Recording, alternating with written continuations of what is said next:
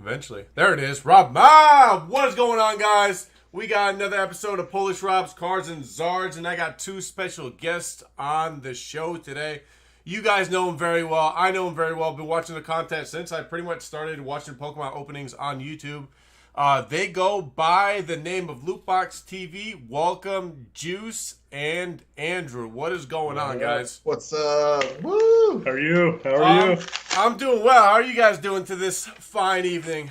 You know, doing well. not too bad. Getting ready for the big UFC fight tonight. I don't know if it's big, but there's a UFC fight tonight. There is. It's actually going to be Cormier and I always mess up his last name. Stipe. Yeah. Stipe. Yeah, there you go. I used to call him Stipe for a long time there, but it's actually Stipe.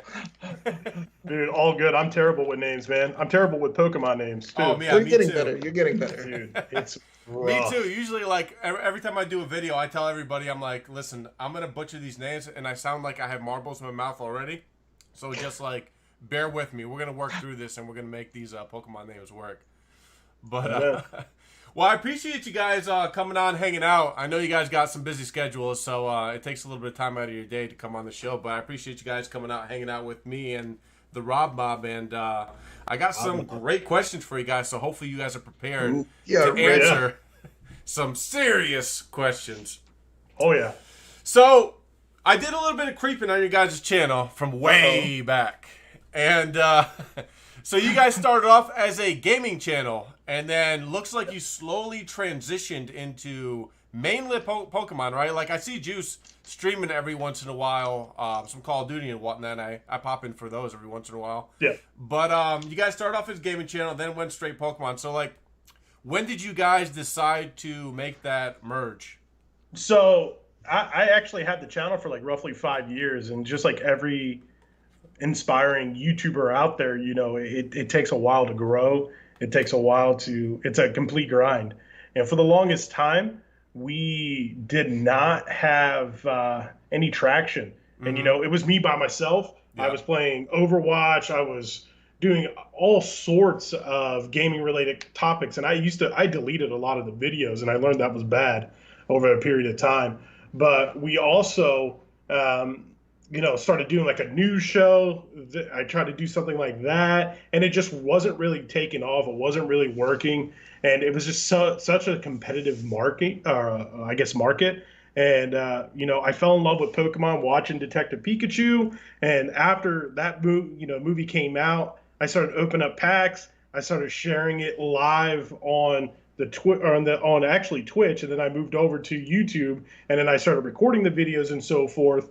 And then, I saw the excitement from that and so forth, and I showed Andrew, and then all of a sudden, the rest is history. We started going down this path of opening up, Pokemon packs, and like, hey, this is really fun. It's epic, and, let's continue to grow from there. And then added Andrew, and the channel just flourished after that. Andrew's my good luck charm. Yeah, no doubt. Yeah. Now, were you guys collecting like any Pokemon cards before then? Or is like Juice, you introduced Andrew and you guys were like, all right, we're going to go full blown, just start investing into a bunch of different types of stuff? Yeah, that's kind of how it started. I mean, we met through a mutual personal trainer at the gym, and then I kind of realized we were into gaming, so we had something in common. And then I kind of followed him to the card shop and saw him opening up Burning Shadows. And that's a good set to open. I was like, why don't I take a stab at it too? I'm here anyway. So started to open, and, bought a case, opened the Resealed, and then I was like, okay, that's pretty cool. Yeah. And then opened another one, and I said, all right, I'm hooked. And then from then on, it was all about just doing Pokemon. And, the modern stuff was great, but I started to look into the vintage stuff. And when I was growing up, although Pokemon was there, I was more into the Magic. Oh, dude, Magic is amazing. And then I was like, but I knew of Pokemon through like the TV shows and stuff like that. So I was like, hey, let's look into some of this vintage stuff. And then, it kind of just snowballed into modern vintage. and all of the stuff that we do now. And now we've transitioned into sports cards. We're dabbling in Yu-Gi-Oh! So, it's just helped us take off. I mean, you guys are definitely taking the market by storm too. Like I see you guys with the sports cards, and I like sports cards itself. I don't collect it as much as you guys do, but I have like a little collection they got going on over there with my favorite sports team that I like. I'm gonna say Nice. now a Los Angeles Rams fan. They used to be St. Louis, but yeah, a Los Angeles Rams fan and a Michigan fan. So I do collect a little bit of stuff here and there, and I tried to get into the sports thing for a little bit there. And I just wasn't picking up as much. I was like, I'm just gonna collect my specific teams, and I'm gonna stop hunting for Zion and Job because I'm gonna go ahead and spend every single penny I have left in my pocket that I haven't spent on Pokemon already. But so you guys said you started dipping into the vintage market. Now, you guys must have started to hit that market before it kind of went lopsided, right? Before it started just skyrocketing through the moon. Yeah, I mean, we started right off the bat. Even though the unbroken bonds and pulling those Rusher Zards and things like that were epic, the whole idea was to open the vintage pack to what we grew up with. I wasn't a huge fan of the modern Pokemon at the time. Mm-hmm. It definitely grew on me over the year, and I love some of the modern sets. I definitely think, like for instance, Darkness Ablaze is a really good set overall. But we were finding deals left and right. First edition, unweighed, truly unweighed fossil packs we were getting for like $50 a pop. That's crazy talk. Over a year ago, and now they're pushing $275, $250. It's insane. Yeah. And really, we were just growing from that. And obviously, the Pokemon market has exploded recently, right? And we're kind of in this bubble. And the thought process behind it is, what's the real ceiling for Pokemon, especially for the WotC stuff, since it's not being made anymore? Every time someone opens up something, the supply and demand only increases, right? Every time, yep. Every single time. And we realize, obviously, with as much as we open up, we realize, we're playing a little role in that, especially now with the amount of subscribers we have and influence and, we have right now, which we get and we understand. But at the same time, too, we see it as, okay, this market is untapped in the sense of, what can really be there. And the growth from a collectability standpoint is actually heading in a positive direction. Mm-hmm. Any hobby that, you're a part of, you want it to be somewhat solidified. And now with a lot of people mainstream getting into it, with the prices increasing, people see that there's true value in Pokemon, whether it's positive or negative in some people's eyes. That's really what's happening. Yep. So it's better to be a part of the growth of Pokemon and, do what you can to make sure that, scammers and, the resealers of product, things like that are not in there. And you're, providing true, legitimate product still, if you could. So what do you say to somebody that's just getting into Pokemon and is actually interested in tapping into the vintage market? Do you recommend kind of like a Gary Vee approach where you buy something small and you sell it, and then you buy something bigger and just kind of work your way up into a bigger kind of product? Is that something you guys started in, or did you guys get some help from anybody else, or was this all out of pocket? Like, how did you guys tap into getting that kind of vintage stuff? I'll let Andrew start. I probably started just looking on eBay and different avenues of acquiring product. There's a lot of people on Instagram who are reliable sources to procure product. Mm-hmm. There's like TCA, there's ZNG. I mean, there's big names out there that provide, quality product, that they're going to be unweighed, or if they are weighed, they'll tell you that they're weighed or not. And, I just started to buy from there for the channel. And then I also started to think of in terms of an investment side. So I started to, keep a collection of packs that are for my sealed collection of packs. And then I started to get into booster boxes and things like that. And at the time, they weren't as crazy as they are now. Yeah. So if anybody's interested in getting into it, I say just start out small.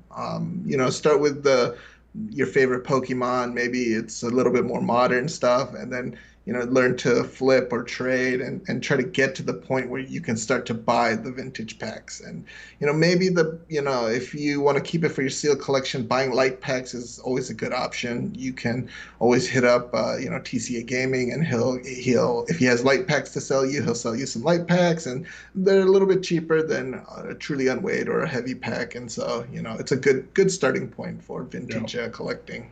I think in order for the vintage market is a beast in all by itself. Right now the hype of the vintage market is really pushing up a lot of the modern items, and I think there's more of a bubble burst coming in the modern side rather than the WotC side. So if you're looking to get into the WotC side of things, the light packs, the sealed collections, a good way to start. I also think if you can find very mint cards that you can get graded, if you're looking to collect PSA 9, PSA 10 cards, those are going to start, creeping up in value the more and more people open and realize there's print lines, defects, whitening, whatever it may be. Those single cards, at some point, the cards themselves have to be worth something compared to the packs. You have to have that balance. Obviously, if there's a sealed booster box, those are ultimately going to be the highest premium because they're literally a sealed booster box that is very minimal, right? But those cards at some point have to get to that level of value or the hobby's not going to sustain. Which makes perfect sense. Now, what do you guys think about, like you mentioned, modern sets? What do you think? How crazy is it right now with the modern cards and how much they have skyrocketed, right? Like right before we went on, we're just talking about Broken Bonds and it being like, some odd dollars for a booster box when 6 months ago it was, $95 at a card shop, right?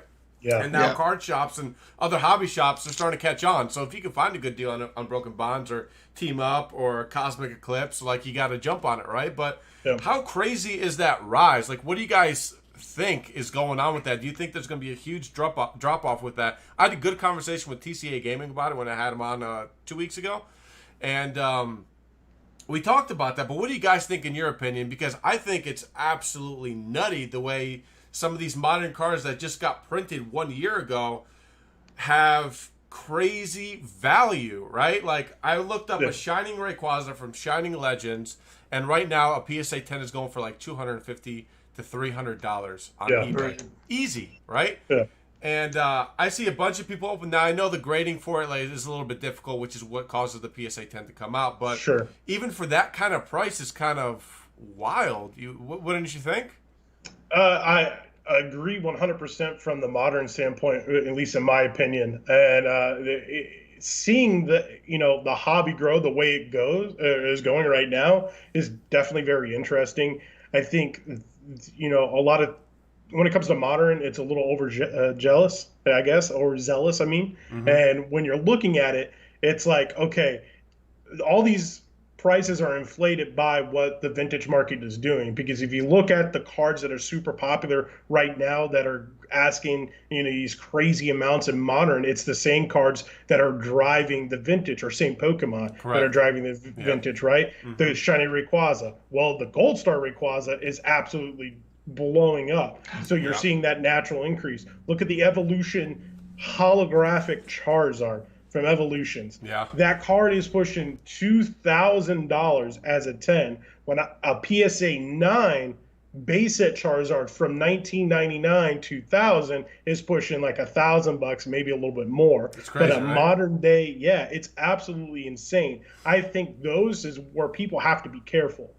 A lot of individuals have to be careful, because I think if anything is going to pop, it's going to be that modern market with some of these sets. Now, granted, the name Charizard, with new people getting the hobby, they're going to see that and they're going to be like, okay, that's an epic Pokemon. I know that Pokemon from my childhood. I'm going to spend the money on this particular Pokemon and so forth. And if you look at it, it's more the popular Pokemons that are continuing to see this rise, right? So you could take the chance, but also know there's a bigger risk in buying modern and taking that chance of modern than there is in the vintage. Because at least with the vintage stuff, it's never going to be printed ever again. Like for instance, look at Ultra Prism, right? They just dropped another release of that, which killed the box value of that particular booster box. Yeah. And a lot of people lost a lot of money. And that's where you got to be careful. And here's the thing too, like, it doesn't help that the vintage market is skyrocketing, but people need to understand that the vintage and modern need to definitely be split 100%. You can't treat it as the same or look at it as the same. And I think if we educate and continue to work together as a community, it's going to help everybody out. Yeah, no doubt. You make a good point, because it just doesn't really make sense with some of these modern cards that I look like. I'm like, man, I can go to the store and I can buy like I said, I brought up Shining Legends earlier.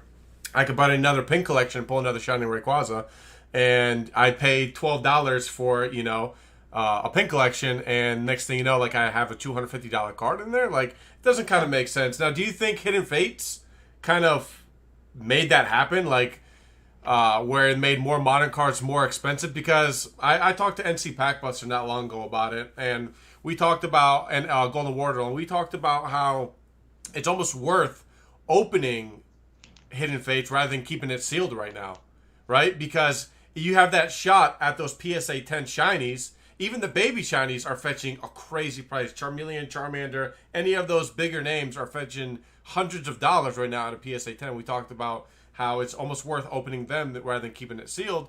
Do you think Hidden Fates is what kind of was the starting point and blew up these other cards, like a Cosmic Eclipse or a Unbroken Bonds, or even, I guess, Burning Shadows in that sense?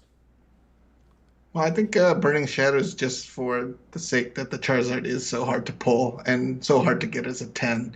But like Juice was saying, with modern sets, I mean, look at Hidden Fates is a good example. When they first came out, unless it was the Elite Trainer boxes that you were sitting on, I mean, that value has gone up, substantially. But with like the tins and stuff, you just don't know when, Pokemon Company might do another reprint, drop another, inventory that they have hidden in their warehouses. They did it with Lost Thunder. They did it with Ultra Prism. Although Ultra Prism was a smaller, more controlled and limited release than, let's say, Lost Thunder. There's always that problem with modern cards and things to invest in modern stuff is you just don't know. And we get that question a lot. It's like, hey, I'm sitting on 2 cases of Hidden Fates tins, and I hear there's a reprint.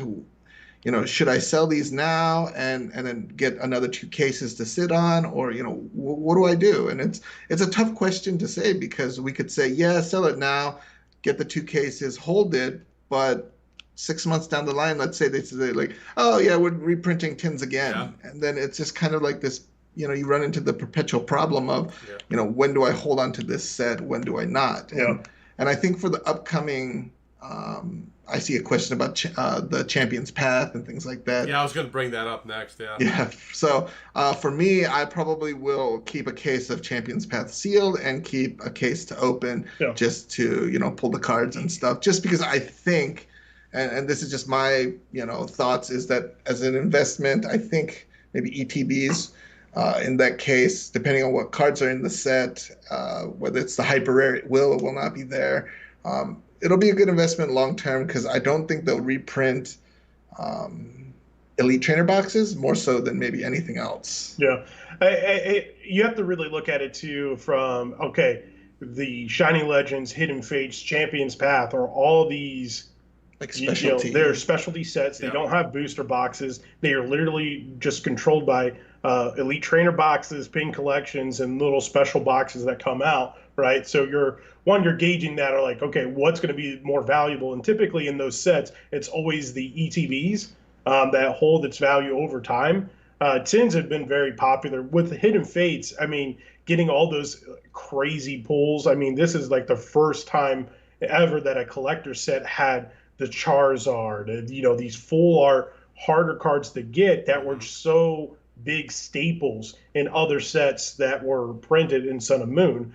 And it's overall, it's tough to gauge. I think as long as the Pokemon hobby stays as popular and continues to grow in the direction that it's going, I think anything with a popular name behind it, like a Charizard or a Rayquaza, whatever it may be, those are always going to hold its value in the long run if the popularity of the hobby continues to sustain. If it doesn't, modern is the first thing to go, and it's going to go quick.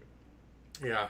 For sure, and you guys bring up like the ETBs and whatnot, and I agree with the Hidden Fates ETBs, especially like the Ultra, what was it called? The Ultra Premium Collection came with that Rayquaza figurine, right? Yep. Like, I talked to one of my buddies, Centurion, about it, and he brought up a good point to me a while back ago, and he's like, well, when they came out with those things, they only came out with a select amount, and they're like, listen, ladies and gentlemen, this is all we're printing, and people were sending back these Rayquaza toys because they were broken. And the Pokemon company was like, well, we can give you the packs, but we can't give you the actual, like, collection, because that's all there is, and we're not making anymore. So I think you're right with those kind of collection boxes, and, like, I have an ETB back here that is super mint, and I'm never going to open, because I think it's going to hold that value. It's, like, you can't find Hidden Fates ETBs anywhere. If you do, they're $350 on eBay right now, and I only see it, they're never going to remake that. They can make tins all day, every day, but they're just not going to make that stuff. Which brings me to the question, do you think the people that missed out, that Hidden Fates bandwagon, right, that train, that strong train, and was making these killings on these prices, do you think people are going to start freaking out over Champion's Path because they don't want to be that person that missed out when they did on Hidden Fates? And 1000%, do you think this should be the influx of product, let's say 2 years down the road, where people can't get rid of Champion's Path, and they have a storage house just stacked full, and next thing you know, like this $50 ETB, people are trying to sell it for $40, $30 just to make some kind of profit back. That is the biggest, and that's what the worry of everybody should have, is that right there. 100% agreed. I think the whole craziness of Hidden Fates, because vintage is becoming a point to where it's unattainable for a lot of individuals, and it makes sense, and I completely understand that. So the next piece is like, okay, these specialty sets are the closest thing I could get to the high of a potential collector's item.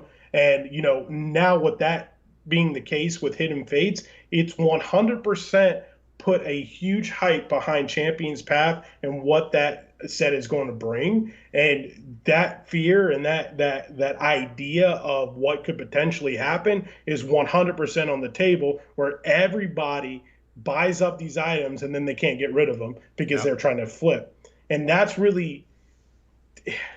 That's always something you got to keep in mind in the back of your mind, is when you buy anything, and it's the same mentality I have when I decide on what I want to invest in, is if what I invest in goes to zero today, is it going to affect me financially? And, you know, So, you know, it's just like when anyone plays the stock, don't ever gamble with more than you can afford to lose. It's the same thing. And so, you know, with Champion's Path, yes, there is that fear that I have that a lot of people will start to throw a lot more money into the ETBs thinking, all right, you know, in 2, 3, 4 months, I can flip these for, you know, $150, $200.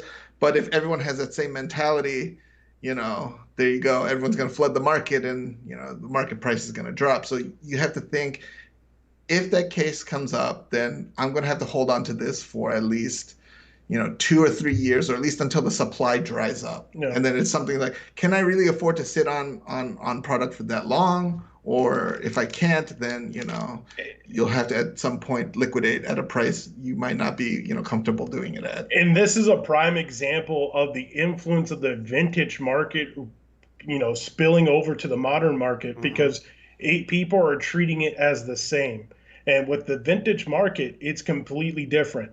These items, these products that exist in the vintage market have to be treated 100% different than you would a modern set. And unfortunately, you know, with everything that's going on, people are not doing that. People that are outside of the hobby see it as a quick money grab, a quick flip, and then all of a sudden they're going to buy it up, and they're just going to flood the market and try to sell these boxes because, like Andrew said, they think they're going to get a profit, and it's just going to end up hurting.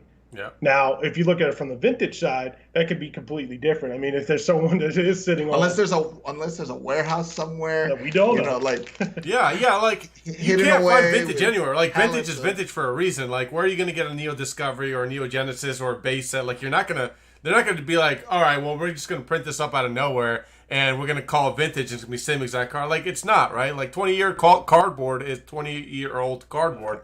Unless you're right, though. Unless they find like a storage facility with 300 bunkers and they're just packed with Pokemon product, then people might be scratching their heads. But honestly, I don't see that happening anytime soon.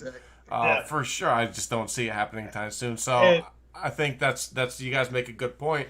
Which also, like, I talked to, like, I read a great article, and it talked about how the people in, like, the sports gambling community and all these other kind of things don't know what to do with their money, right? So they started hopping into stocks and collectibles and Pokemon, Yu-Gi-Oh, Magic, you name it, they're hopping in there because they're trying to do something with that money. They don't want to sit in their money. They're trying to turn a profit and turn it quick.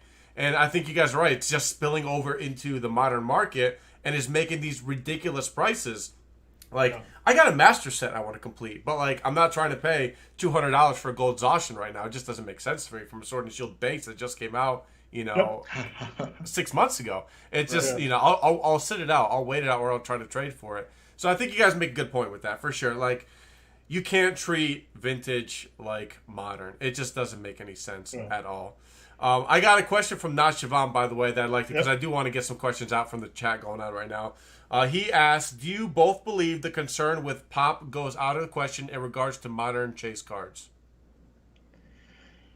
Oh, that's an interesting question, because one of the things with modern sets that really grinds my gears is the quality of print runs. Burning Shadows. Burning Shadows, even Unbroken Bonds. I mean, there was, I want to say like 2 months ago on like a Friday night, we were watching something. I was like, dude, let's just go get a case of Unbroken Bonds from the card shop before those took off in price. And I literally sat there and cracked an entire Unbroken Bonds, and the print quality was just disgusting. So, I mean, it really depends on the actual card itself, because that's a great question. Like, pop control in a sense, or the population of certain cards from modern could hold a higher value if it's more difficult to get a 10. And that Burning Shadows Charizard, for instance, every time someone pulls a new one, believe it or not, the PSA 10 version is going to continue to go up, because if people show off their Zards and it sees that it's off-center or something, that's another card that's going to enter the system, because people want to get it graded, because there's a value tied to it that is going to increase the overall PSA 8s, PSA 9s, and that 10 is never going to get filled. And I believe PSA and Beckett know that, because, again, they're human beings grading cards. So they do, whether they admit it or not, have some type of control with the population that goes on. They don't have to admit it. It's just, it's common sense that, human error plays a role there. So they're going to, unfortunately, dictate that. And, I think, certain cards absolutely can have play a role in it. But again, I think all that goes out the window if the hobby itself doesn't sustain and crashes at some point. Yeah. And then I don't think that you should really focus too much on pop, the pop reports that you see, because there are hundreds and hundreds of people who buy PSA 9s, crack them, and try to resubmit them over and over again until they get 10s. And normally, I think the procedure is you crack it out of the case, you send it, and you have to also send in the tag so that they can, obviously control the population, reduce whatever 9s there are. But people don't. And so there's an overinflation sometimes with population. So sometimes you might think this PSA 9 population might seem overly, it's like so high, but in reality, probably half of those might have been recracked and regraded and come up and just skews the population. So although I think 10s are more accurate, but I would say like anything else, there's always a chance that someone's cracking them and regrading them and just messing up the population there. Because no one, when someone cracks, you have to let PSA know so they can change it, and almost no one does. Yeah.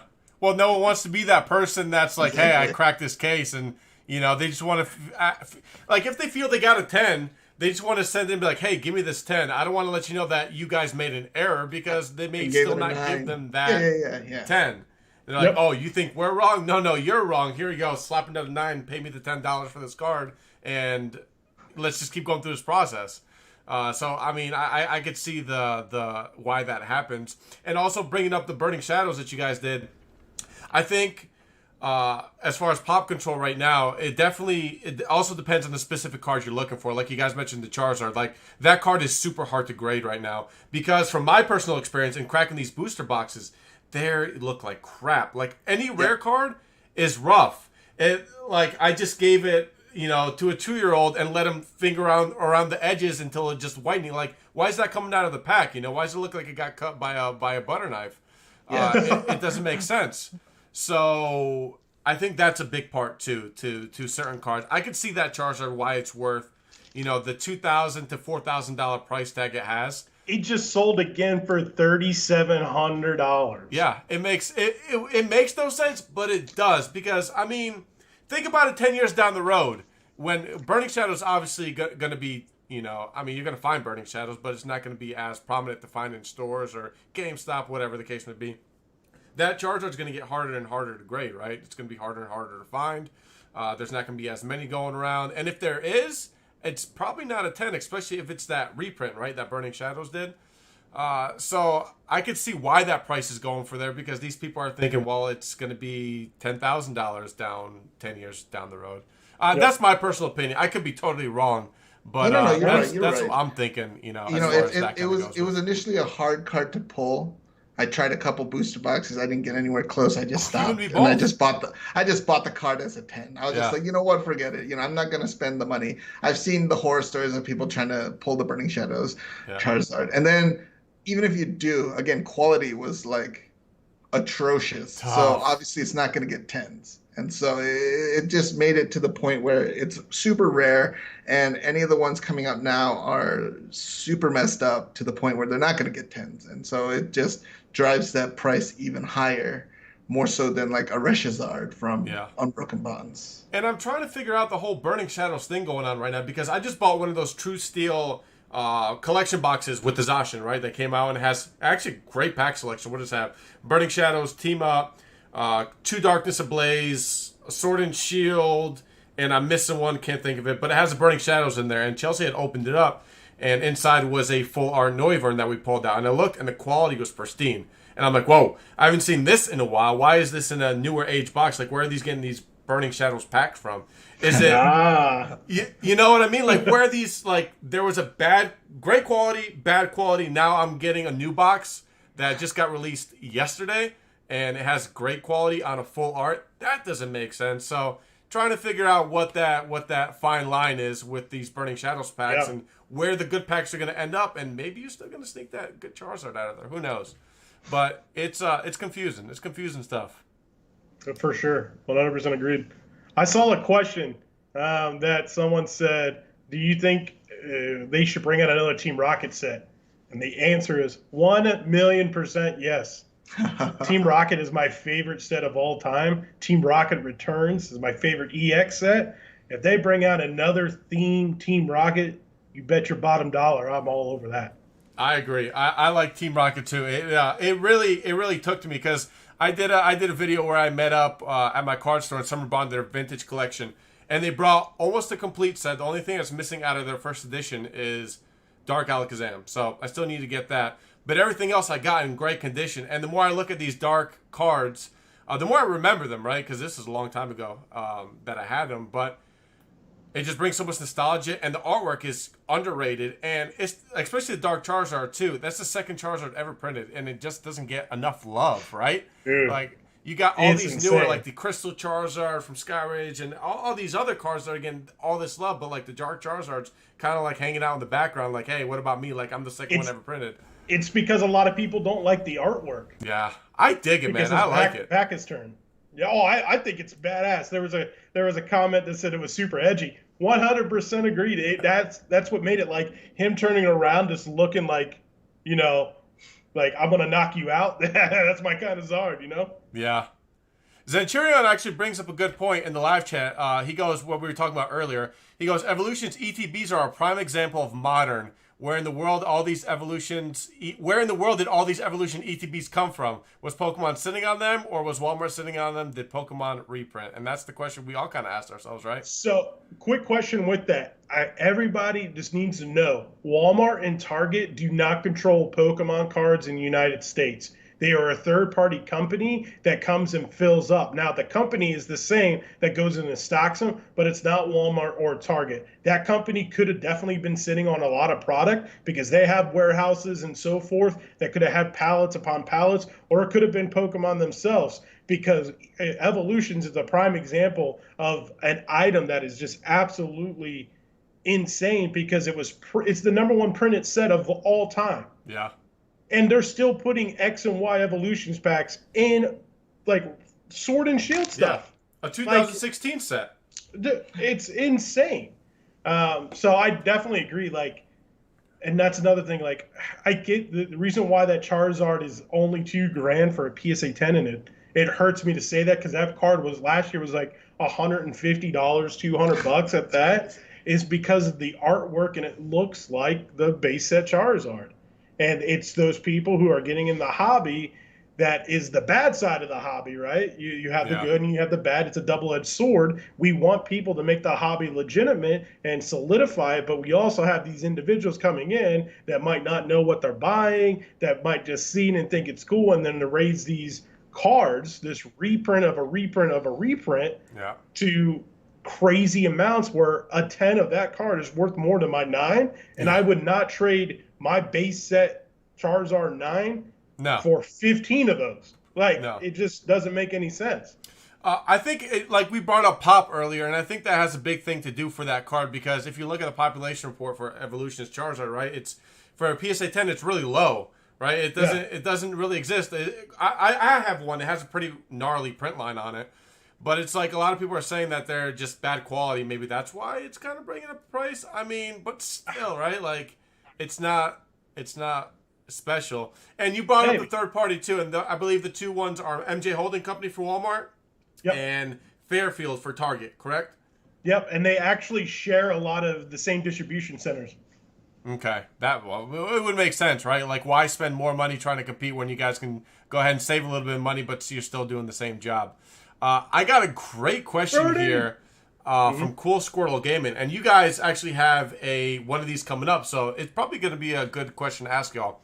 What are your thoughts on certain states coming down on breaks if they view it as gambling that needs to be regulated? So, I think breaks. There's two bit different than Razzles. Mostly. Well, let's clarify that question, because I get what they're trying to ask. But there's actually two separate things going on there. So from a box break and raffles, everybody's coming down on raffles in the sense of, like, Australia was the recent big one. There's been some Facebook issues with raffling, and that's the gambling portion. A box break is just someone opening a box like we're currently doing and selling packs legitimately on a website where I have to pay taxes and all this stuff behind the scenes where the government is getting their money. Two separate things. But yes, the thoughts on certain states coming down on the gambling piece, I think it's very interesting. I personally am a big fan of just letting us do whatever we want. Like, you're just mad because you're not getting money. But Andrew, if you want to... Well, it's COVID, right? They have nothing else better to do at this time. Like, let's find out what we can ruin for people to make it more difficult that are, still staying at home or whatever the case may be. Let's go ahead and make things more difficult for people. But yeah, Andrew, I'm definitely wanting your opinion on that too. Well, I mean, it's an interesting topic.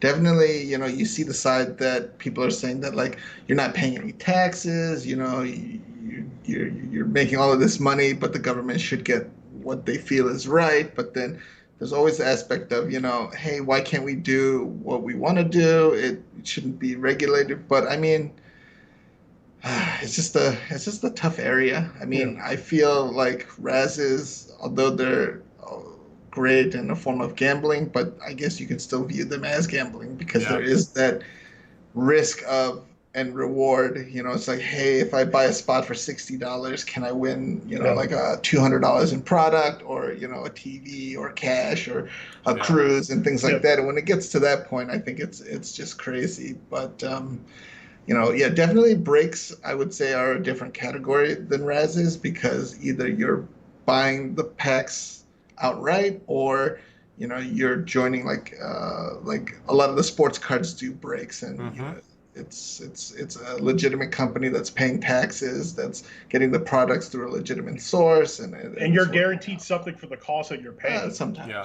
Well, yeah. Well, in the sense of breaks that, for instance, like when we do a box break, we're doing a box break recently that is stirring the pot a little bit, and I definitely understand where a lot of people are coming from. I mean, vintage items are just very interesting, and when it comes down to breaks, Pokemon is changing every single day.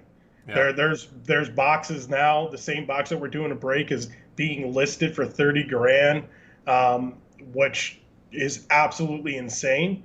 And then you have people selling light packs, an art set for $1,700, which is $425 a pack, which is for a light pack paying $425. I mean, that's literally just an investment piece. Yeah. There is a lot of unique things going on, and then when packs are being listed for $450, $500 online, but recently in the past 3 days, and a lot of people in this chat know of it too, in the past 2 or 3 days there's been a lot of people getting items off of eBay that are resealed packs. Someone bought a fossil pack and they opened it up and it was resealed. Yeah.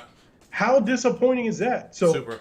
It absolutely sucks, and that goes to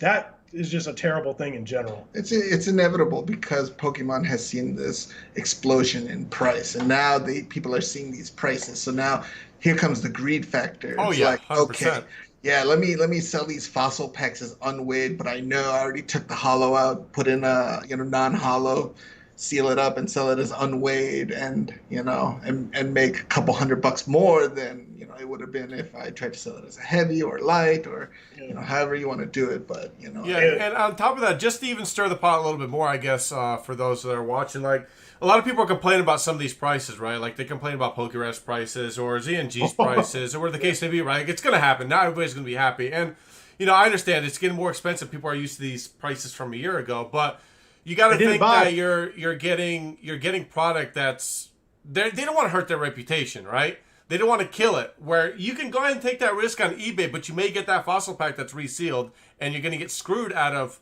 Let's say you save $200, you may get screwed out of that $300 you spent, just to save $50 or $60 or $70, whatever the case may be. So I guess technically you are paying a premium, but like it's worth it, right? Why wouldn't you, in order to go ahead and guarantee yourself something really, really good? And I mean,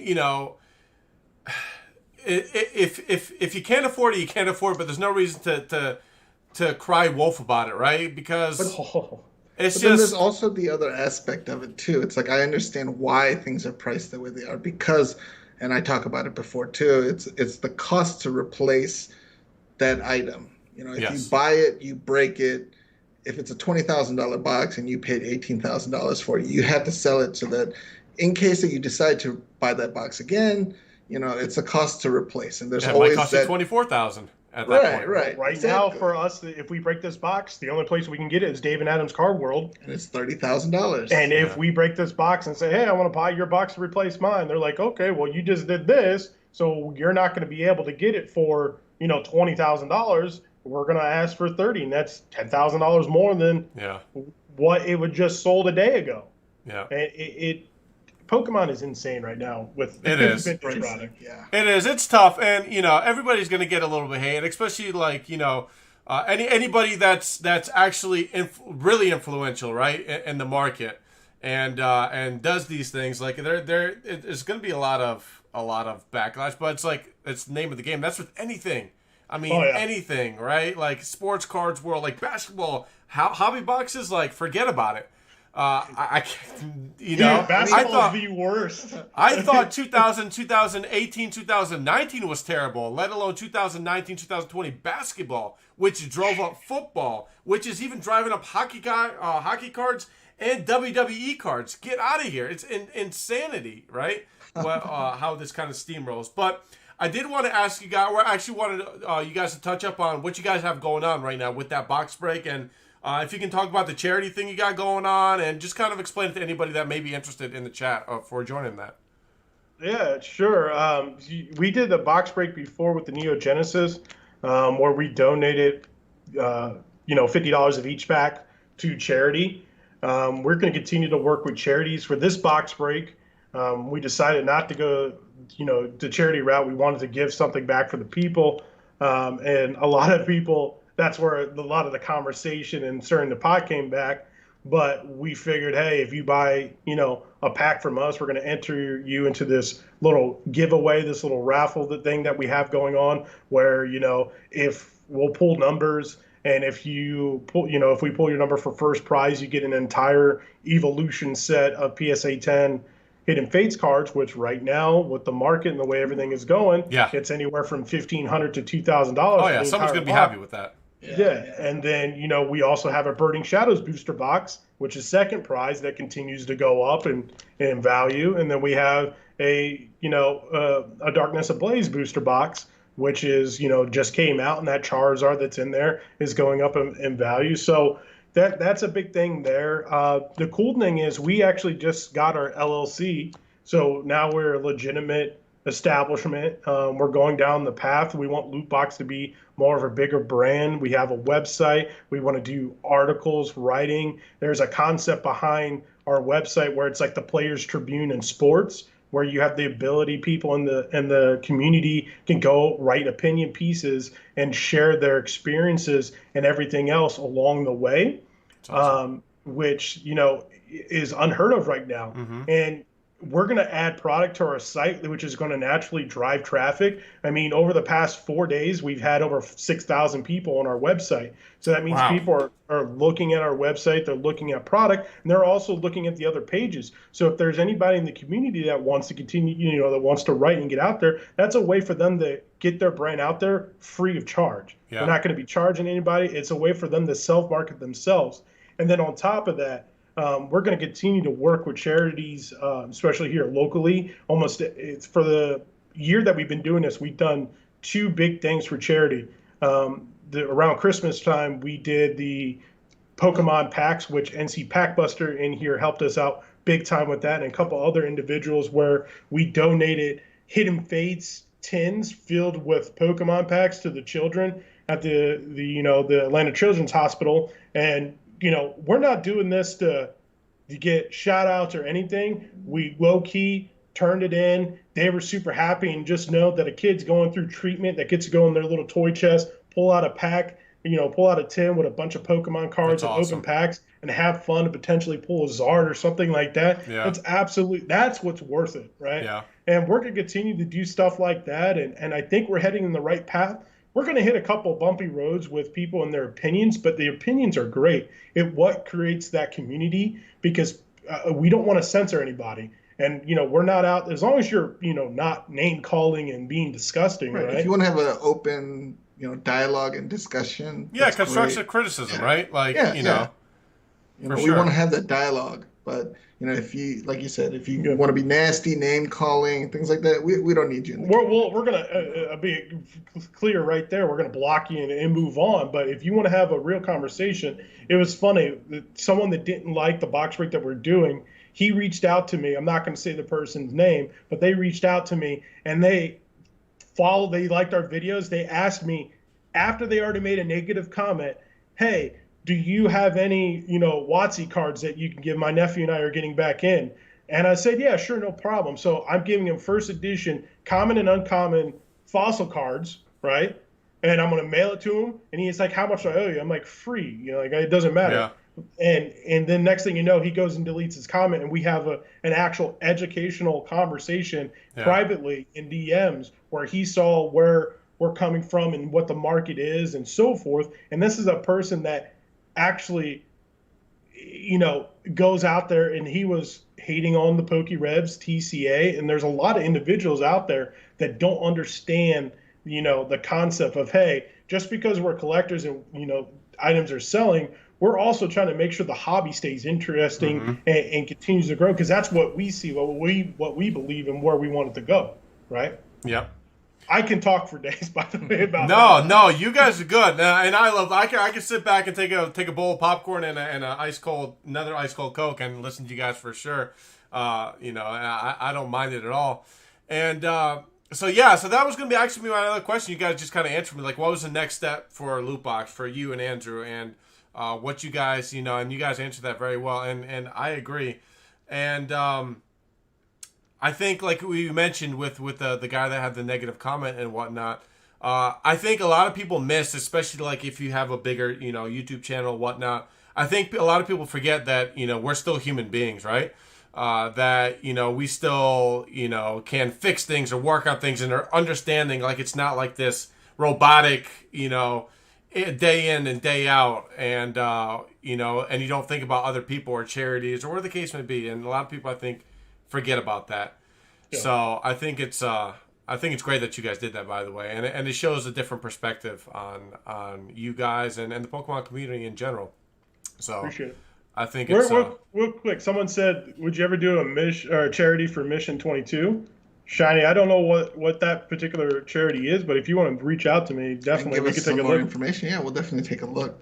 I mean, it doesn't have to be charities limited to locally. I mean, we do like to help out the local charities, but any charity out there, I mean, we are open to looking into and seeing what we can do. There's a charity that is very close to me.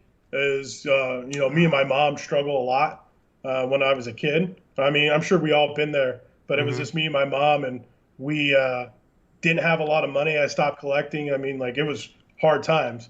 So a lot of the charities I work with and strive towards to continue to help are charities with single mothers, families that don't have much. Because when you donated socks and canned food as a kid, I was the guy that got the box. Yeah. And now I'm in a position where I can continue to improve, continue to grow, and give back as much as I possibly can. And that's what I'm going to do. And no one's going to stop me from doing it. Yeah. And then for me, anything. I don't blame it at all. That's awesome. So. That's awesome. And I mean, that's what brings out somebody's personality, right? And humbleness about themselves.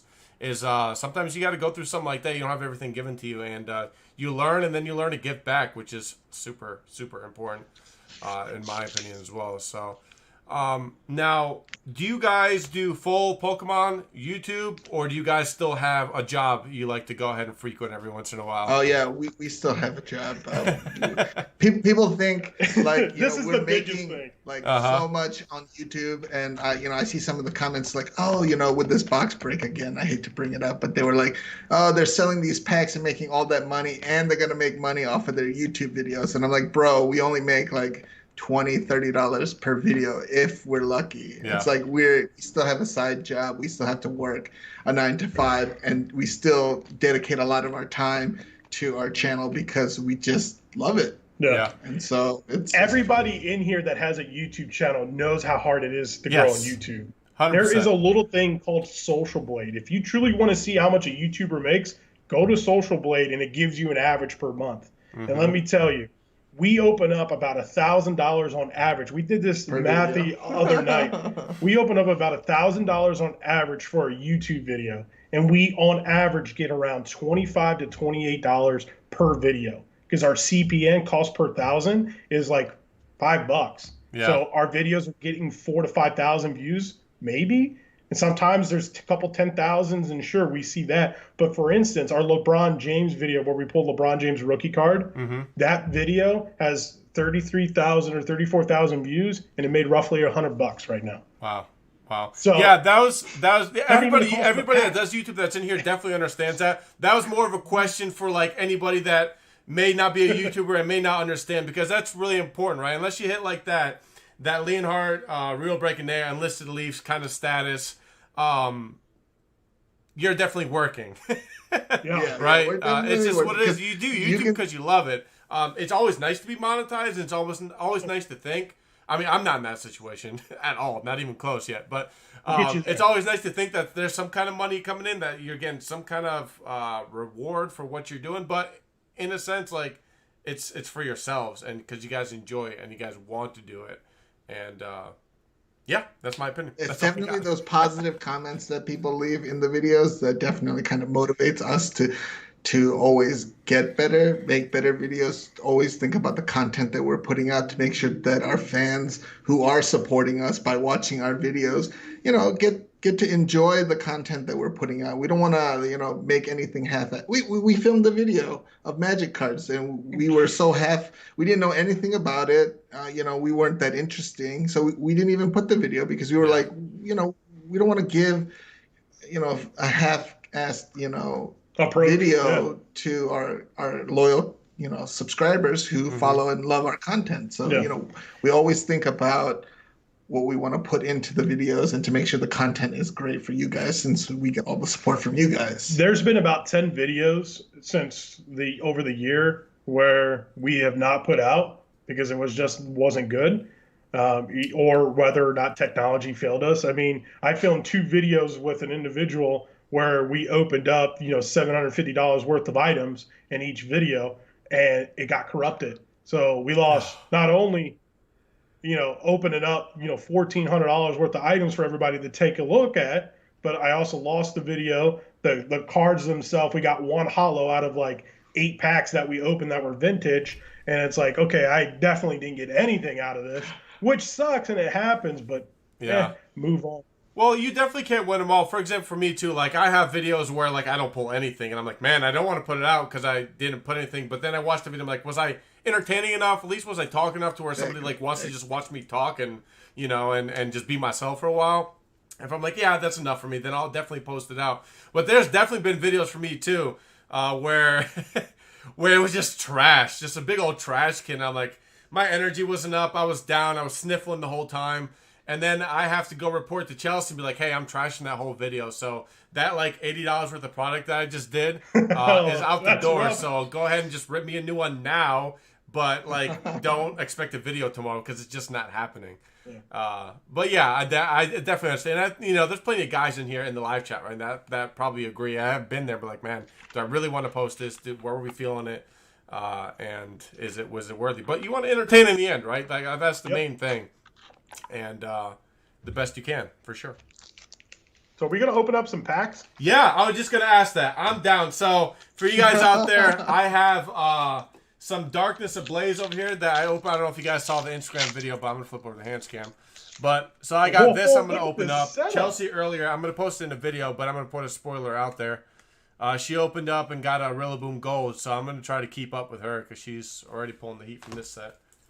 Well, we're already starting to open. This is a white code back, too. Nice. There it is. And then I got some Broken Bonds I'm going to go ahead and slap on open.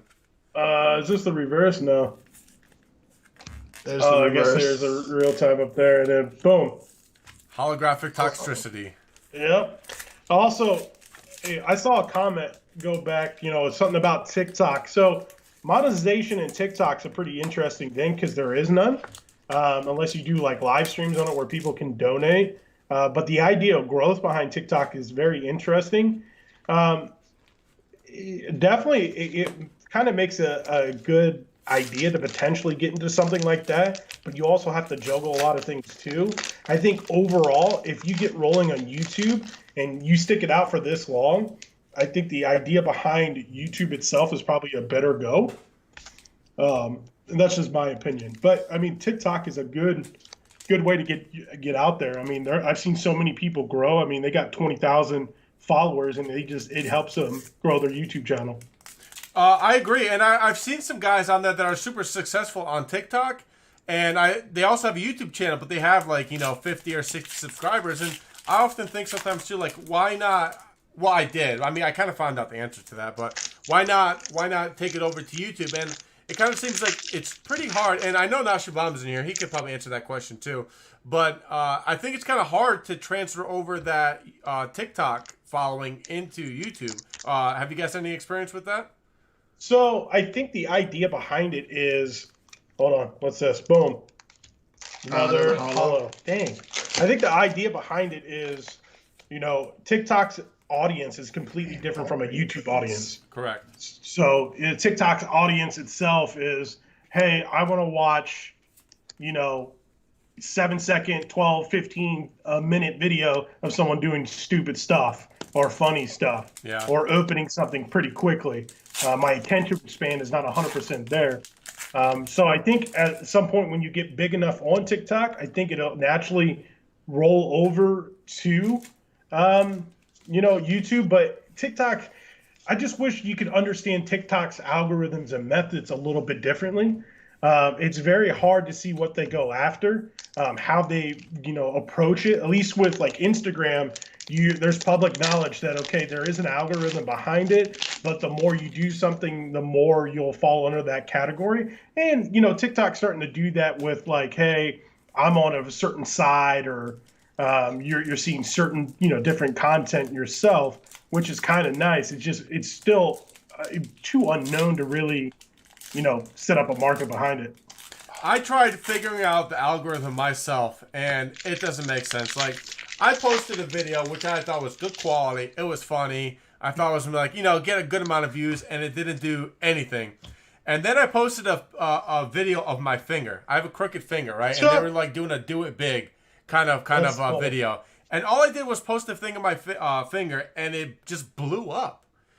And I was like, listen, all right, I don't understand this anymore. Like, I had this well thought out video, a little skit going on, thought it was pretty good, and then nothing. And I posted a video of my finger looking crooked and got triple amount of views. I was like, TikTok, I can't figure you out. Yeah, that goes back to, an interesting topic, or just interesting facts about TikTok. Like, it's the stupidest stuff that goes viral. Yeah. Like, it doesn't make any sense. Well, I mean, we all know who Charlie D'Amelio is, and we'll watch some of her stuff and her dancing and doing whatever. And it's like, okay, well, I mean, is that it? Like, what else is there? But yeah, it doesn't make sense. We'll try to figure it out. TikTok's algorithm is a little bit more beneficial than Instagram. TikTok has an incentive for creators where IG Reels doesn't. I noticed the current algo is super beneficial for smaller accounts. That's good. That's a positive. I think Reels is just too new in the sense of what they tried to do, because I think they flipped the switch a little bit early when they figured out, a certain individual was trying to ban TikTok, right? Yeah. So I think Facebook saw an opportunity to jump on that, and they just rolled out a product. I agree about Instagram. Instagram is very interesting when it comes to benefiting people or not, because people think hashtags help out when it's so difficult to grow on Instagram as well. It's really difficult to go on any of these platforms. We got a V.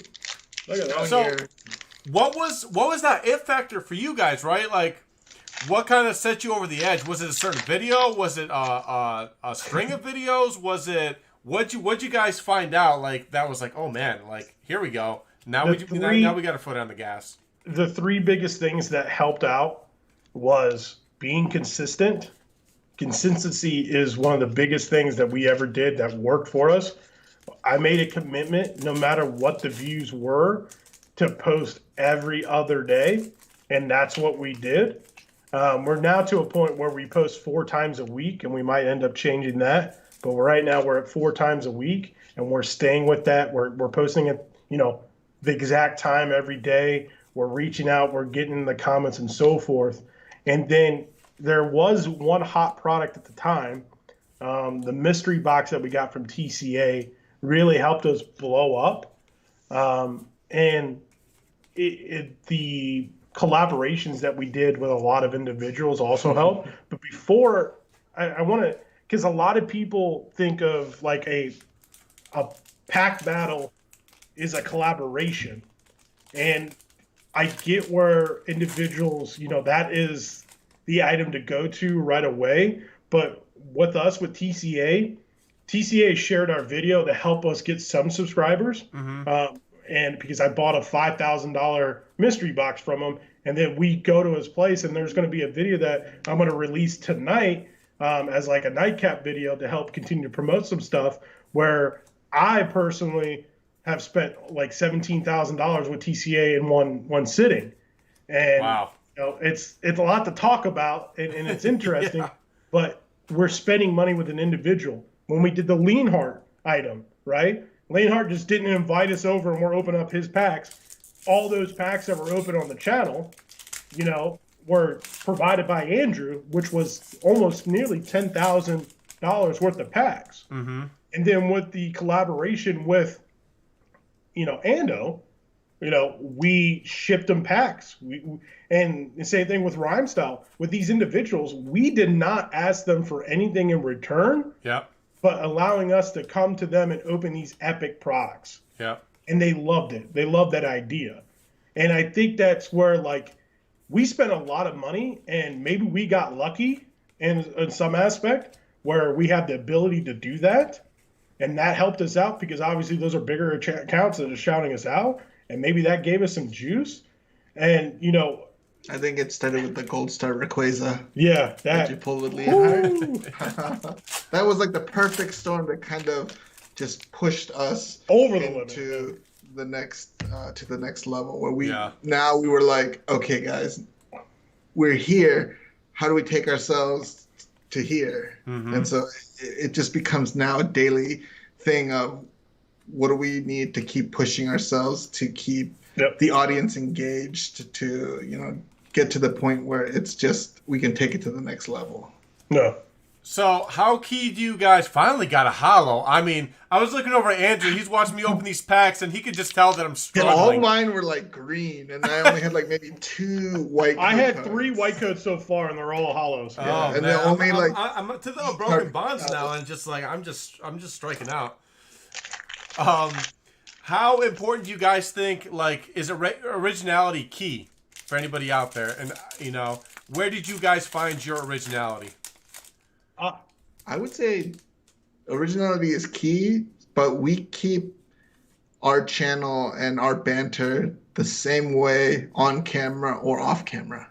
We rag on each other. We do the same things off camera as we do on camera. We came to an understanding and an agreement that whatever we do off camera, we're going to do on camera. And if it's whether it's family friendly or not, it's going to happen on camera. Andrew and I, we are jokesters. We go after each other. We say some things to each other sometimes, like, "Wow, are they really friends?" But we really are, and we're able to have that banter and be ourselves to really help the channel, remain entertaining. People just sometimes watch us to see what we're going to say and do and stupid reactions that we have.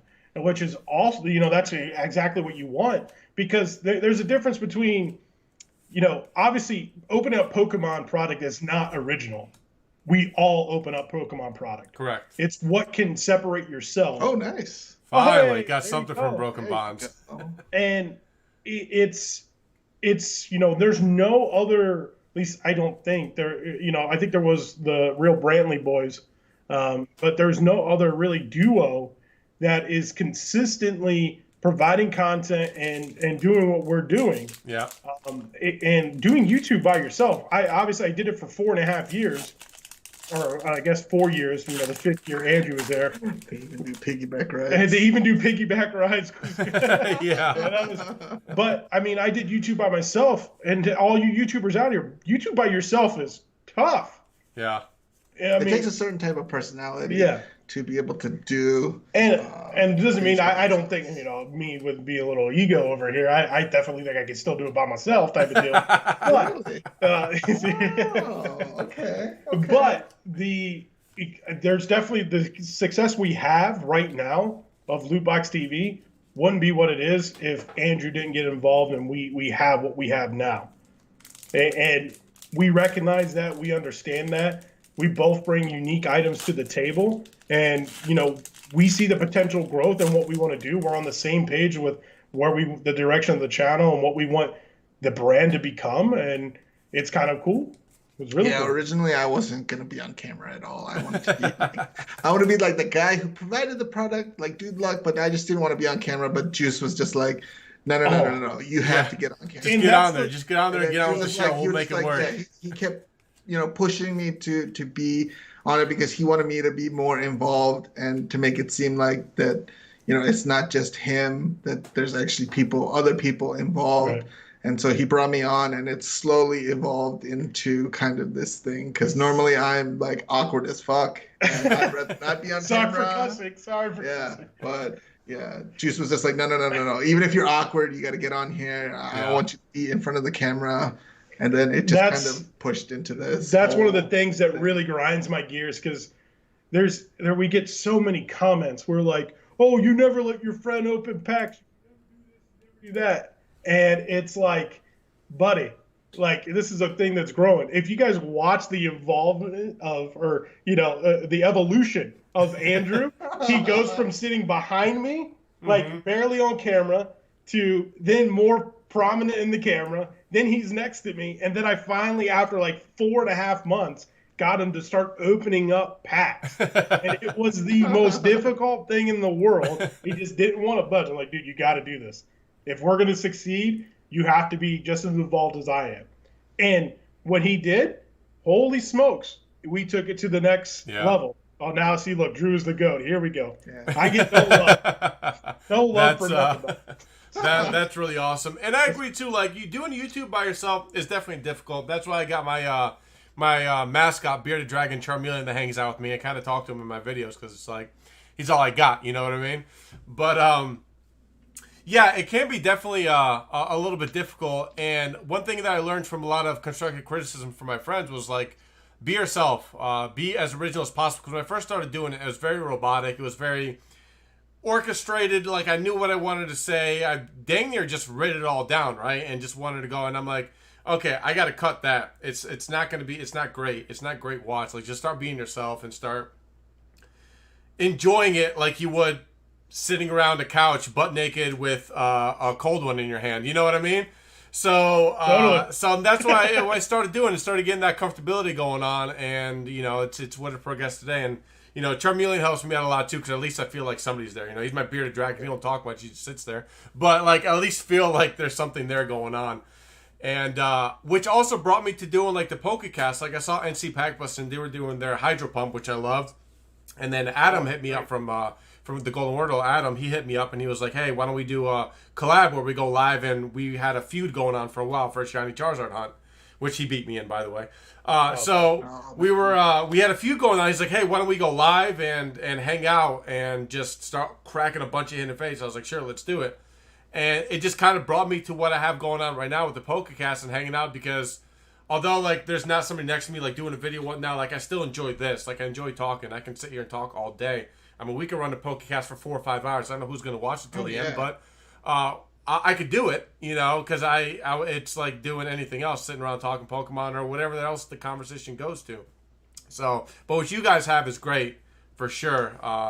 And like I said, you guys found out that that's what clicked, right? That's what took you to a potential different level, and it started seeing different personalities coming out of Andrew, coming out of you. You guys interacting, people like, some people might not even watch your videos for the actual opening. Yeah, it might get them hyped up, but they're like trying to watch you guys just talking smack, right? By the way, who has the better car? I mean, I saw the post the other day. Oh my God.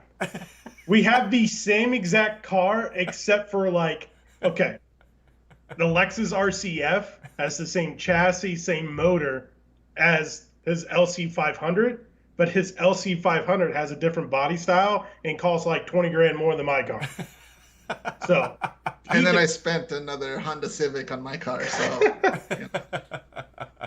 yeah, I saw that. I saw the posts on there, and I just started. Andrew can have the cooler car. That's fine. And the title of CEO.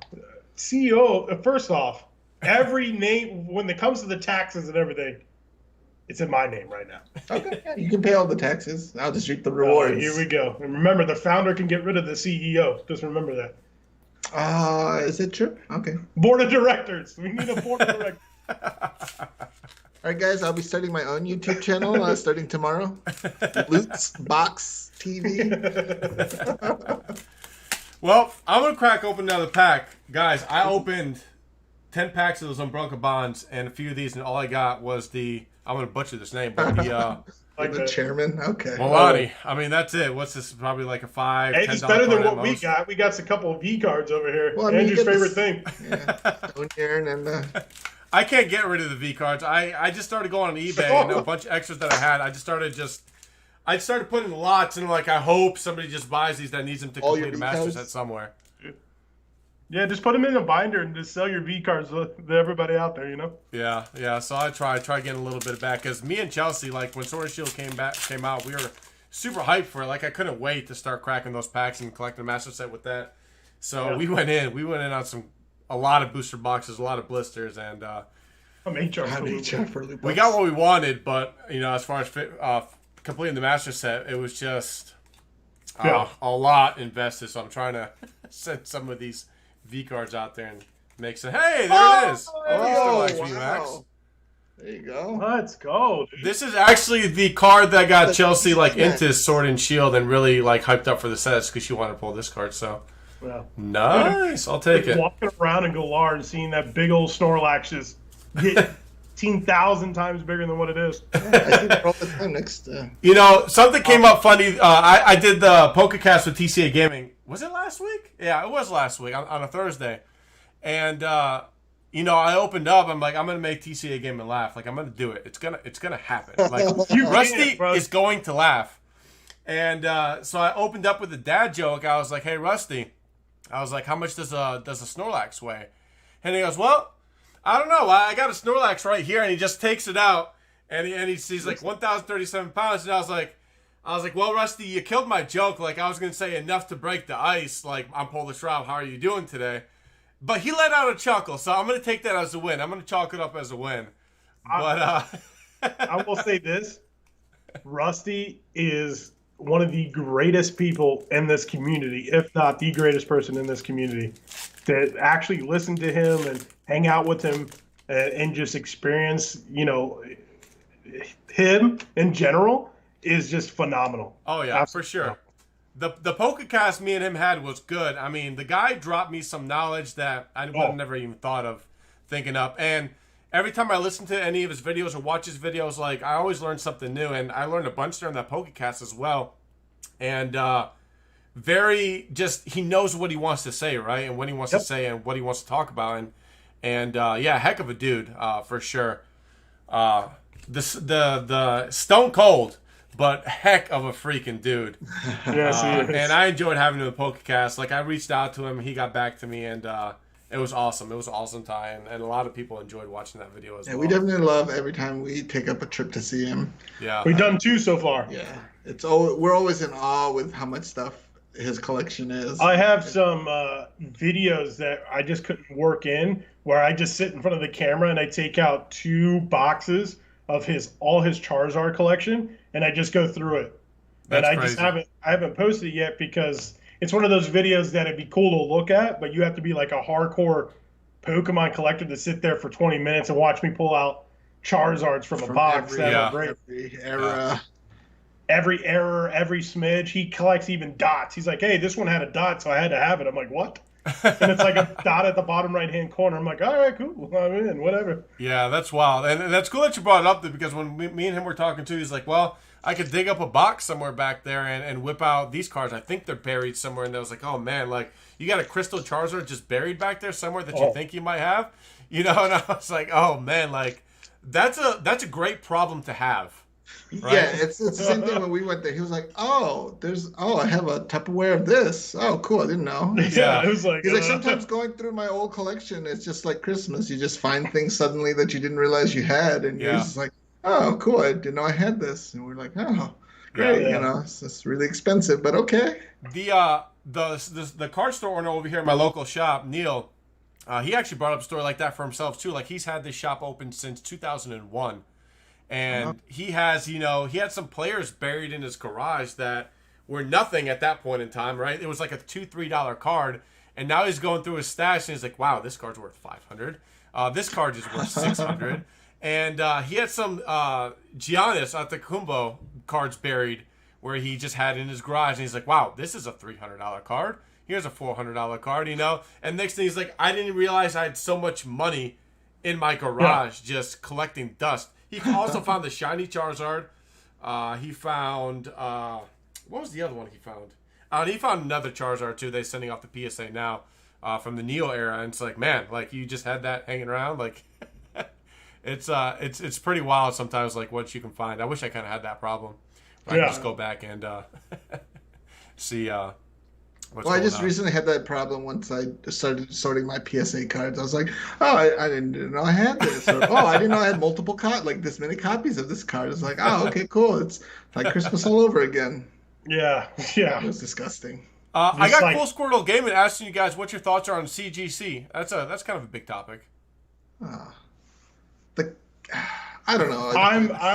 Look, I'm probably, obviously, I'm the more vocal of the two.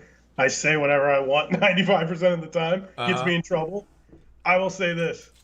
It is the ugliest label I've ever seen in my entire life. Yeah, they could work on the label for sure. I think their casings are all right, but their label is disgusting. I think Beckett's case is trash.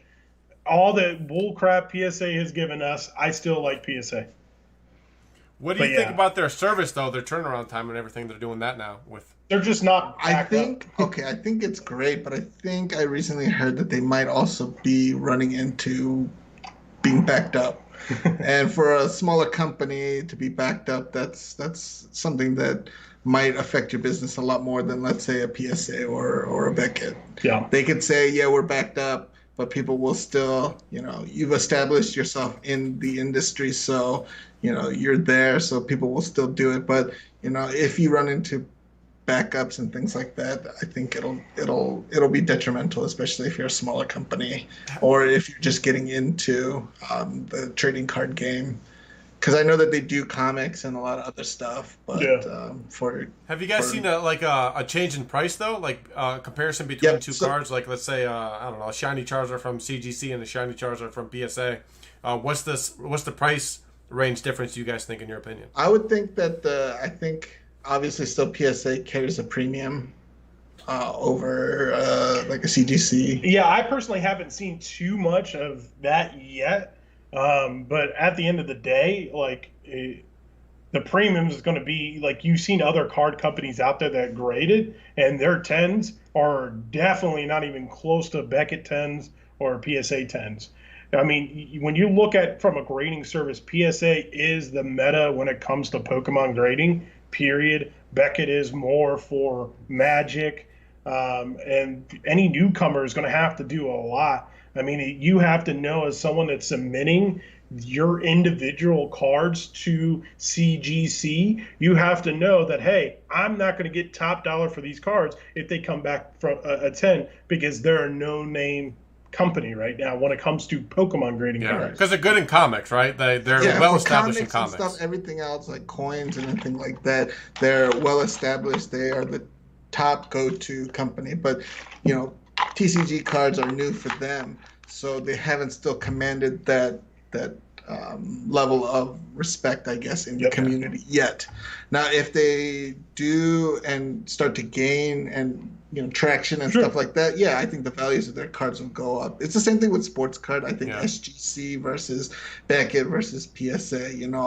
The companies that are trying to make a pathway, if they continue and grow and gain the base, I think it'll still be good. But right now, PSA still commands the top dollar versus, and then BGS. So it just comes down to what right now the community wants. But you just never know. I mean, CGC could take over PSA and BGS in 5-10 years, and their cards might be worth 2-3 times what a PSA card is worth now. Yeah. But it's just not a risk that I want to take right now.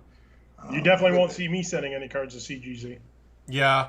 I mean, I think I might send them some of my lower end stuff, just to test out their process and how they work and whatnot. But I'd still definitely say PSA would be king as far. I mean, we could be having a different conversation if we were into comics and coins, right?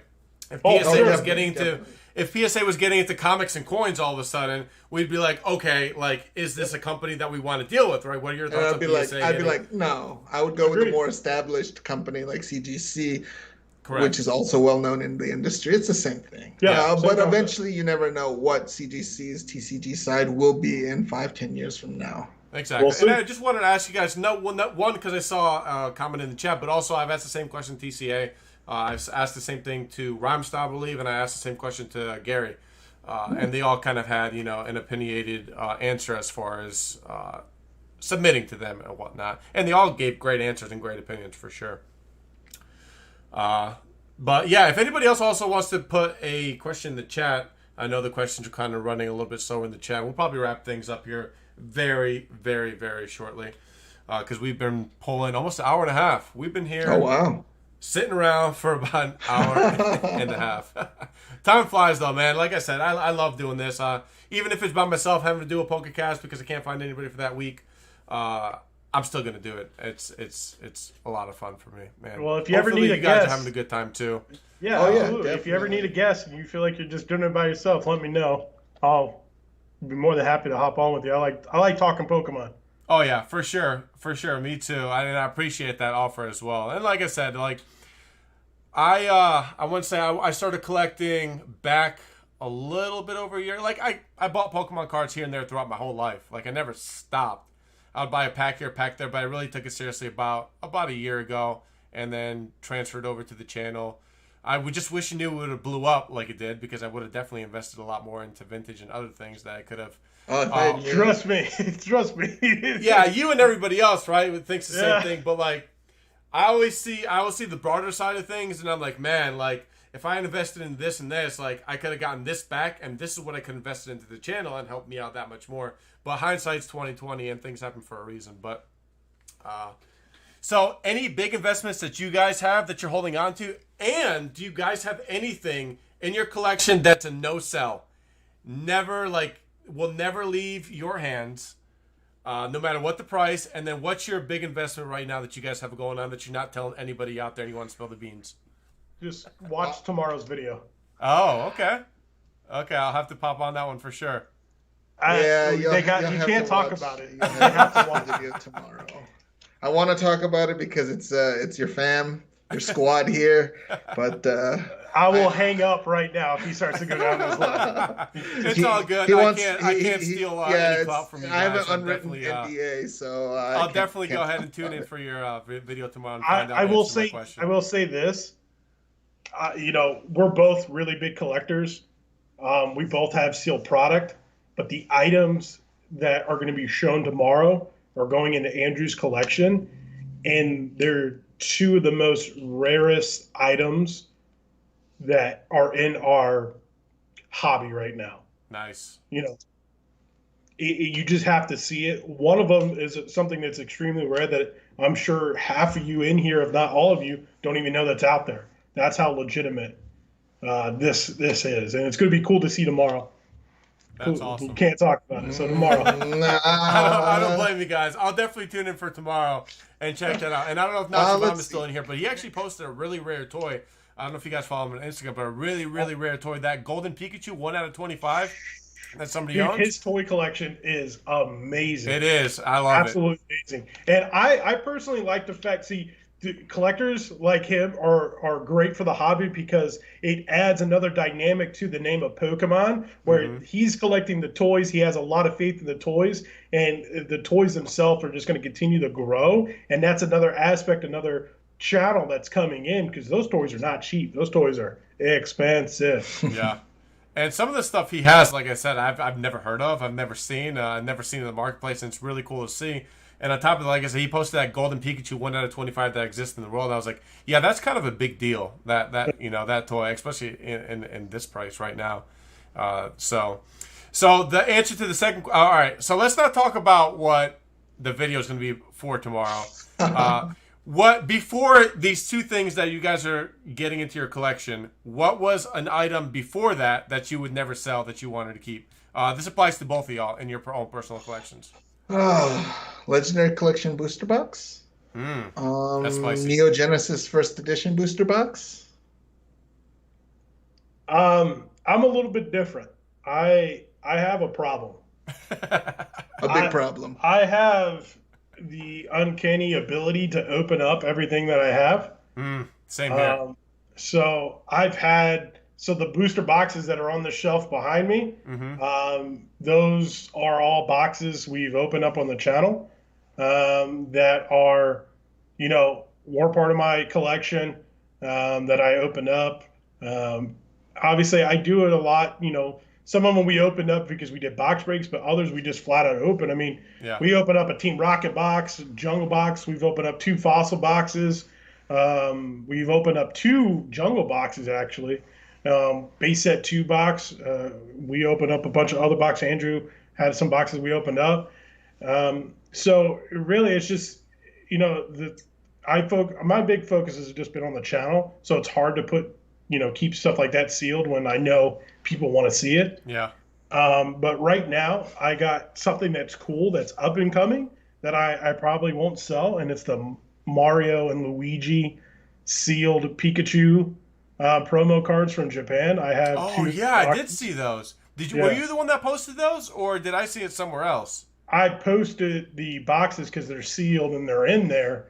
And then Andrew posted his PSA 10s when we were doing it the other night. But there's some out there. But Yeah. Japanese promo cards are about to take off, I feel, because they're just so hard to get. Yeah. And those are just amazing. Yeah, Absolutely. I saw those. I was like, wow, those are freaking cool. Yeah. And yeah, I'm sure they're not too cheap either. The most stressful one is the card that I have coming from Canada that's stuck at customs. It's driving me crazy. It's been stuck up there for what, 2 months? Since July 3rd. July 3rd.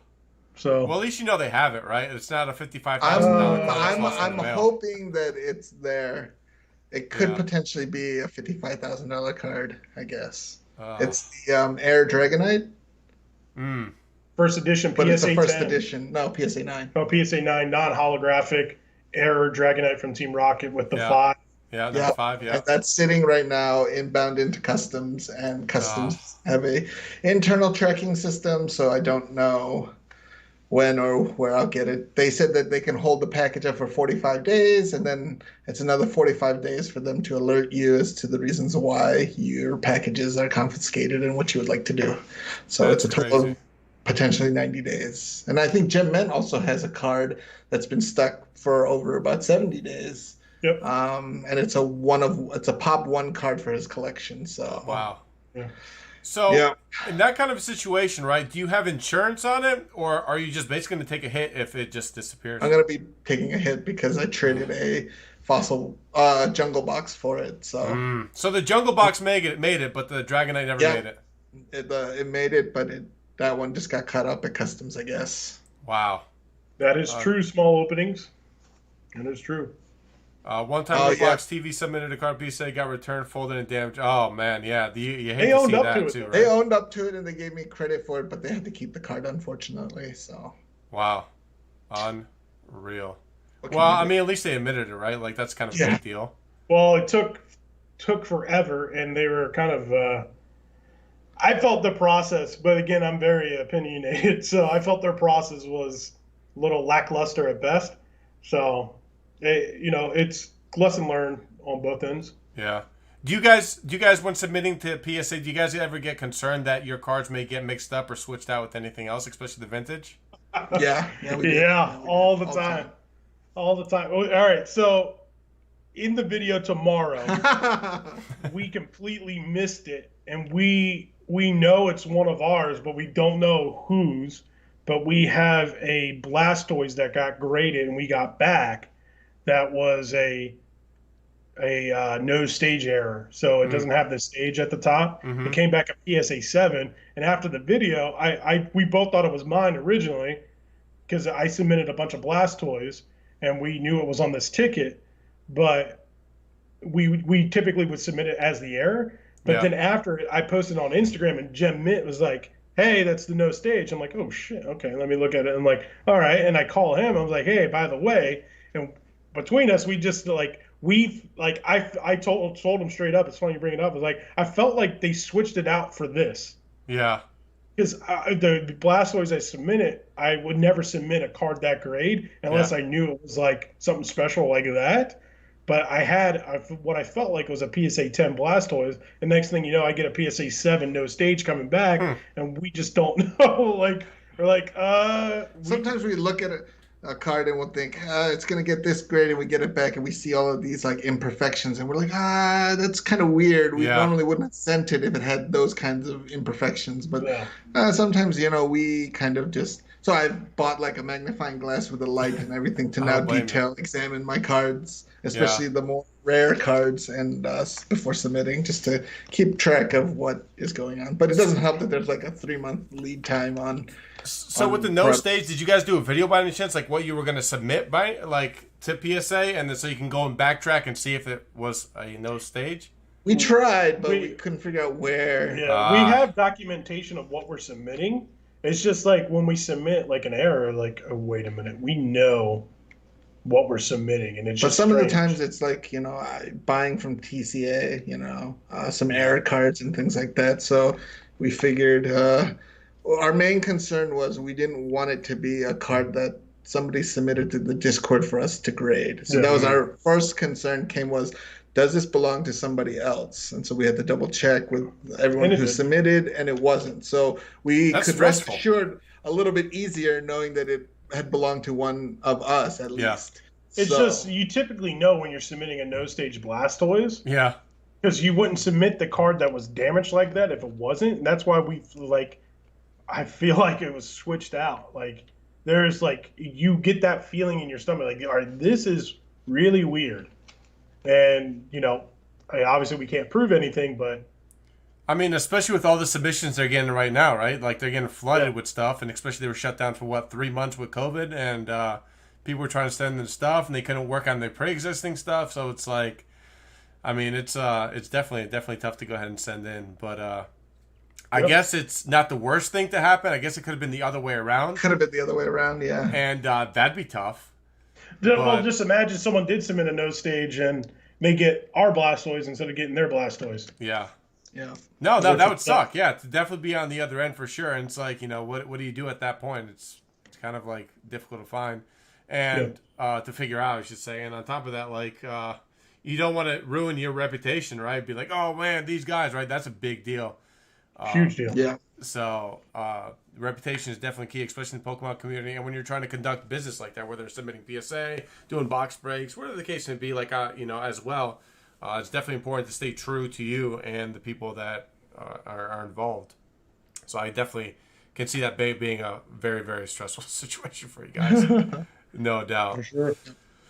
But I don't see any more questions in the live chat, guys, and I just want to go ahead and let y'all know that I really appreciate y'all taking the time to hang out with me and join the Pokecast. I know it was probably a little bit of a hassle to get you two together to come over here and hang out on somebody else's Pokecast, but I really appreciate that you guys reached back to me and took the time to hang out. You guys are really, really taking the Pokemon community by storm and two likable guys, and I enjoy your content, and I know thousands of people do too. And with the stuff that you guys got going on, which you just mentioned on the channel, like, doing the charity work and just getting more involved in the website and the breaks, like, sky's the limit for you guys. So I'm looking forward to you guys really, really taking off to a complete different level and being different from everybody else. That's definitely an important part too, I think, as far as, content creating. It's just being different and having that X factor that separates you from everybody else, but, makes you likable in the end as well. We appreciate it. Thank you so much. Yeah, no doubt. I have some cards over here. I'm just going to take some regular comments, but you might want to close your ears since you got the headphones in, but I usually end my live streams with my intro, and it kind of gets loud. So, Rob Mob! Juice, Andrew, I appreciate it. Guys, until next time. Yeah.